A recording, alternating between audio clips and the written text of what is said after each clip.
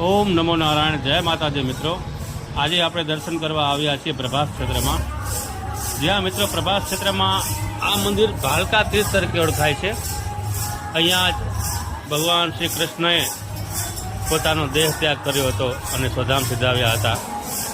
આ એ જ મંદિર છે જ્યાં ભગવાન કૃષ્ણ પદ્માસન વાળી અને બેઠા હોય છે અને પારાધી એને હરણ સમજી અને બાણ મારે છે અને ભગવાનના જમણા પગના અંગૂઠામાં બાણ લાગતાની સાથે જ ભગવાન સ્વધામ સિધાવે છે.